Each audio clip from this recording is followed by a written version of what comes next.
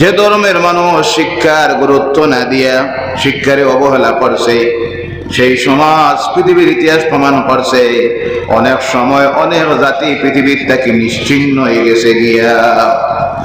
আমার নির্ধারিত আলোচ্য বিষয় দেওয়া হয়েছে আধুনিক জ্ঞান, যেটা সাধারণ জ্ঞান আমরা পাই, জেনারেল এডুকেশন, যেটা দেওয়া হয় school, college, university, medical college, polytechnical college, engineering কলেজের মধ্যে, এবং মক্তব শিক্ষা। ইসলাম ধর্ম অবলম্বী যারা, তারা দুইটা শিক্ষার প্রয়োজন।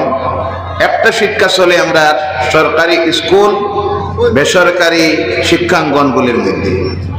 ধর্মীয় শিক্ষার ব্যবস্থা আমরা যেটা, এটা হইল সকালবেলায় মক্তব শিক্ষা, এর গুরুত্বের উপরে আলোচনা করার জন্য।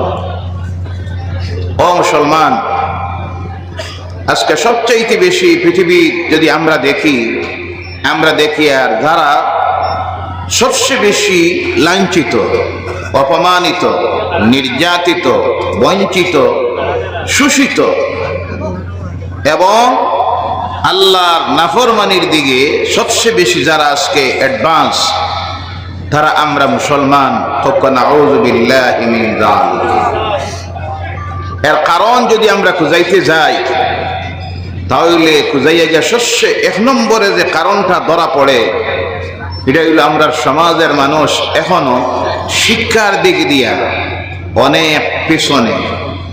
ভুল যদি কোনো কথা কয়, আপনারা জায়গার থাকা অবস্থায় লোকমা দিবা, লোকমা দেওয়া বোঝেন তো? জি, ইসলাম মানুষের বাক স্বাধীনতা দিয়েছে,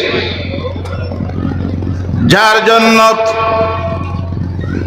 কোন ইমাম সাহেব যখন নামাজের মধ্যে ভুল করেন, ইসলাম এই অধিকার মুক্ত দিয়ে দিছে, মুক্ত দিয়ে পিছন দিক থেকে লোকমা দিত। কিটা দিত? বারোইয়া রাস্তা দিকে আপনি এখান কইতা না যে আজকে ইমাম সাহেবের নামাজও মারাত্মক ভুল হয়েছে। জি, বারোইয়া গিয়া কর নাম হইল পরনিন্দা। বারোইয়া গিয়া কর নাম ইসলামের শিক্ষা হইল ভুল হওয়ার লগে লগে যত বড় আলিম হোক, ইমাম সাহেব, পীর সাহেব, আপনার লগে লগে সংশোধন করাইয়া দিতা সামনে। এর কারণে ইমামের নামাজের মধ্যে যখন ভুল হয়, আপনার কর্তব্য হইল মুক্ত দিয়ে পিছন দিক থেকে ইমামরে সতর্ক করে দিতাম, শুদ্ধ করাইয়া দিতাম। আর এই শুদ্ধ করাইয়া দেওয়ার নাম হইল লোকমা দেওয়া। ইমামের ভুল হইল আপনি লোকমা দিতা। এর লাগি কোনো মানুষেরও যদি ভুল হয়, মৌলানা সাহেবেরও যদি ভুল হয়, জায়গা থাকতে কইবা আপনার এই মাঠটা ভুল হয়ে গেছে, কথা বোঝা গেছে? বারোইয়া বাড়ির গিয়া যদি হইন তাই অমুক কথা কইলা, হিকান কইলা, ইকান তো হইছে না, ইকান মারাত্মক ভুল হইছে, এটা হয়ে যায় সুগলগুড়ি। কোনটা? পরনিন্দা। পরনিন্দা যারা করে, আল্লাহ তারার লাগি বেহেশত অ্যাডভান্স হয়েছে, তারা পৃথিবীর মধ্যে প্রতিষ্ঠিত হয়েছে। আর যে জাতি, যে সমাজের, যে ধর্মের মানুষ শিক্ষার গুরুত্ব না দিয়া শিক্ষারে অবহেলা করছে, সেই সমাজ পৃথিবীর ইতিহাস প্রমাণ করছে অনেক সময় অনেক জাতি পৃথিবীর থেকে নিশ্চিহ্ন হয়ে গেছে গিয়া। ও মুসলমান হল, আমার ভাই হল, মুরব্বী হল, জওয়ান হল, আল্লাহর কালাম কোরআনুল কারীমের নাজিলের প্রেক্ষাপট যদি দেখা যায়, তাহলে দেখা যায় আল্লাহর হাবিব মক্কার মধ্যে যখন জন্মগ্রহণ করলেন, একটু জ্ঞান হইল, যুবক হইলে, হওয়ার পরে দেখো এই মক্কার মানুষের অবস্থা। এরা আকৃতিতে মানুষ, চাল চলনে প্রকৃতিতে হায়াওয়ান, জানোয়ারের চাইতে নিকৃষ্ট হয়ে গেছে। এমন এক অবস্থা, তারার মধ্যে দেখা যায় প্রকাশ্যে চেষ্টা করত যে কাজের নাম আসলো মদ পান করা। নাউযু বিল্লাহ। এক নম্বরে কোনটা? মদ পান। দুই নম্বরে আসলো নারীর কোনো ইজ্জত, সম্মান, মর্যাদা নাই, নারীর সুরক্ষার কোনো ব্যবস্থা আসলো না। ইতিহাস প্রমাণ করে কোনো মেয়ে লোক দিনের বেলায় 12টায় দুপুর বেলায় একা ঘর থেকে বাইর হওয়ার সাহস করতে পারত না। তার সতীত্ব নষ্ট হইব, ইজ্জত যাইব, অপহৃতা হইব, দর্শিতা হইব, চিটিংয়ের শিকার হইত। এমন এক পরিস্থিতি তৈরি হইল। 3 নম্বরে তারার মধ্যে আসলো এত হিংসা, এত বিদ্বেষ, কেউ কারে সহ্য করতে পারত না। সামান্য বিষয় নিয়ে গোষ্ঠীর মধ্যে দ্বন্দ্ব, লড়াই, দয়া মায়া বলতে হৃদয়ের মধ্যে কিছু আসলো না। আর গোষ্ঠী সম্মানী হইতো, কে বড় হইতো, কে নেতৃত্ব দেখাইতো, এই চিন্তা সবসময় তারার মধ্যে থাকতো।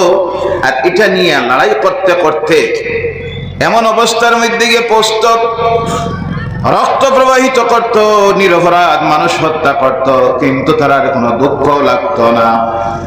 গুমরাহির দিকে যাইতে যাইতে গিয়া এমন অবস্থার মধ্যে গিয়ে পৌঁছিল, আল্লাহরে বাদ দিয়া মক্কার জমিনের মধ্যে তখন তারা আসলো 360টা গোষ্ঠী।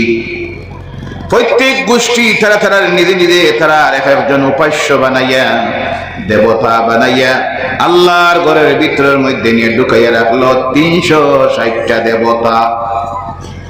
নির্লজ্জতা বেহায়াপনার দিকে যাইতে যাইতে চলন হইল।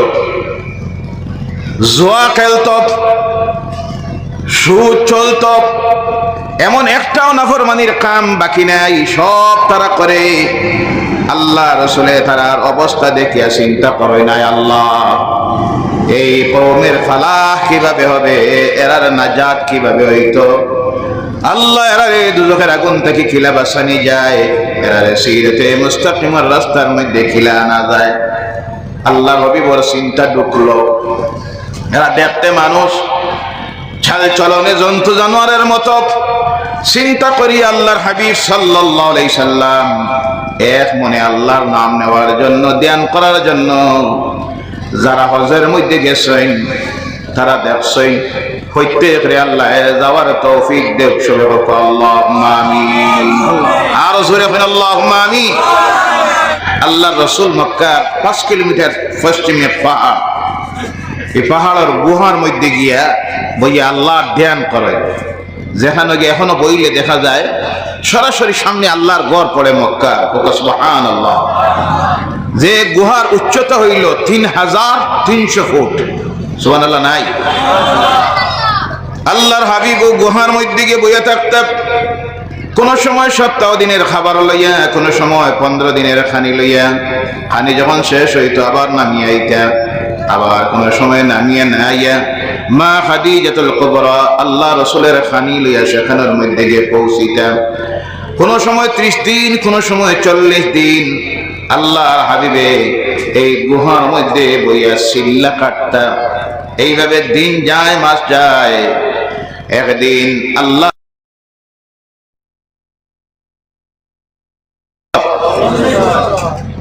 রাব্বুল আলামিন ফরমায়, আমার জিবরাইল তুমি যাও আমার নবীর কাছে গিয়ে প্রথমে পৌঁছাইয়া দেও সেই সুসংবাদ। আমি তানে নবীর দায়িত্ব দিলাম, নবী আগে বানাইলাম, এখন নবুয়তের দায়িত্ব দিলাম। কথাটা বুঝার এখানে সামান্য দরকার আছে। কিছু সংখ্যক আলিম ওলামারা, আপনারা যারা ইউটিউব চালান, অনেক সময় আমি সতর্ক করি যুবক ভাই যারা ইউটিউবে ওয়াজ শুনতে খুব সতর্ক হইয়া, না হয় এমনও বক্তা আছে সুন্দর সুন্দর কথা আরবিতে বক্তব্য দেয়, ইংরেজিতে আলোচনা করে, সুন্দর সুন্দর কথা, কোরআন হাদিসের কথা। অনেকে কয় যে সুন্দর বক্তব্য দেয়, হ্যাঁ সুন্দর বক্তব্য, মাঝে দিয়ে হঠাৎ করে দেখবা এমন এক টুকরা ঢুকমাই, কুনতু নাবিয়্যান ওয়া আদামু বাইনাল মাই ওয়াত তিন। আমি সেই সময় নবী আসলাম যেই সময় আদম পানি আর মাটির মধ্যে এখনো কাঠামো তৈরি করা হয় নাই, খায়া তৈরি করা হয় নাই, শুধু পানি আর মাটি আল্লাহ একত্রিত করছে আদমের বডি তৈরি করার লাগিয়া। ও সময়ও আমি নবী আসলাম। সুবহানাল্লাহ। নবুয়তের দায়িত্ব আল্লাহ দিছে 40 বছর বয়সে। কত বছর বয়সে? নবী হওয়া এক জিনিস, দায়িত্ব সমজানি এক জিনিস। কথা বোঝা যায়? 40 বছর যেদিন হইল, আল্লাহ পাঠায় জিবরাইল তুমি যাও আমার নবীর কাছে গিয়ে কওতাইন দুনিয়ার মানুষের কাছে যেন দাওয়াত পৌঁছাইয়া দেন, লা ইলাহা ইল্লাল্লাহু মুহাম্মাদুর রাসূলুল্লাহ সাল্লাল্লাহু আলাইহি সাল্লাম। আল্লাহ একজন, আল্লাহর সমতুল্য কেউ নাই, তিনি লা শরীক। আর মুহাম্মদ সাল্লাল্লাহু আলাইহি সাল্লাম আপনি আল্লাহর রাসূল, এই কথাটা দুনিয়ার মানুষের কাছে গিয়ে আপনি পৌঁছাইয়া দেন। আপনি দুনিয়ার মানুষের কাছে এই দাওয়াত পৌঁছাইয়া দেন। এটা হলো কালেমার দাওয়াত, আল্লাহর দ্বীনের দাওয়াত, ইসলামের দাওয়াত। আল্লাহর হাবিবে ফরমাইন, ও আমার দুনিয়ার মানুষেরা, তোমরা লা ইলাহা ইল্লাল্লাহ তুফলিহুন, এই বিশ্বাস যদি করতে পারো, দুনিয়ায় তোমরার মুক্তি, তোমরার কামিয়াবি। অর্থাৎ ঈমান ছাড়া আল্লাহর জমিনে মুক্তি নাই, কামিয়াবি নাই, শান্তি নাই। কথা বোঝা যায়? দুনিয়ার যদি শান্তি পাইতে হয়, বিশ্ব মানুষ যদি শান্তি পাইতে হয়, এক নম্বরে আনতে হইব ঈমান। কোনটা? সেই দিন আল্লাহর পক্ষ দেখি তার হাবিবের কাছে কোরআন নাজিল হওয়া শুরু হইল, এর আগে কোরআন নাজিল হয় নাই। সেই দিন আল্লাহ পাক তার কালাম কোরআনুল কারীমের প্রথম 5টা আয়াত আল্লাহ নাজিল করেন। কয়টা আয়াত? সেই দিন আল্লাহর পক্ষ থেকে নাজিল হইল, যারা তিলাওয়াত জানা আছে আমার লগে তিলাওয়াত করবা, কারণ কোরআনুল কারীম এমন একটা কিতাব যার একটা অক্ষর পড়লে আল্লাহ 10টা নেকি আমল নামায় দেয়। জোরে হো সুবহানাল্লাহ। শুধু 10টা নেকি না, একটা অক্ষর যদি পড়েন 10 বার রহমত নাজিল হয়। সুবহানাল্লাহ। 10টা গুনাহ আল্লাহ মাফ করে দেয়। সুবহানাল্লাহ। নাই তিলাওয়াত যারা জানা আছে, আমি যে আয়াত তিলাওয়াত করব জানা থাকে লগে পড়িবা। প্রথম আয়াত নাজিল হইল, বিসমিল্লাহির রহমানির রহিম, ইকরা বিসমি রাব্বিকাল লাযী খালাক। 5টা আয়াতে আমি তিলাওয়াত করতে যাই না, সময় সংক্ষিপ্ত। 5 আয়াতের মধ্যে কোরআনের সর্বপ্রথম নাজিল হইল, ইকরা বিসমি রাব্বিকাল লাযী খালাক। পড়ো। 1 নম্বরের শব্দ হইল পড়ো। কোনটা? তাড়াতাড়ি কইন, কোনটা? পড়ো। 1 নম্বর কোরআন নাজিল হওয়া শুরু হয়েছে। নামাজ পড়ো তা নাই, রোজা রাখো, হজ করো, যাকাত হারাম, সুদ হারাম, জিনা হারাম, পর্দা করো। এমন একটা আয়াত আল্লাহ প্রথম নাজিল করছেন না। আল্লাহর পক্ষ থেকে দুনিয়ার মানুষের প্রতি 1 নম্বরে যে আয়াত নাজিল হইল, সেই আয়াত হলো ইকরা বিসমি রাব্বিকাল লাযী খালাক। পড়ো আপনার রবের নামে, যিনি তোমাকে সৃষ্টি করেছেন।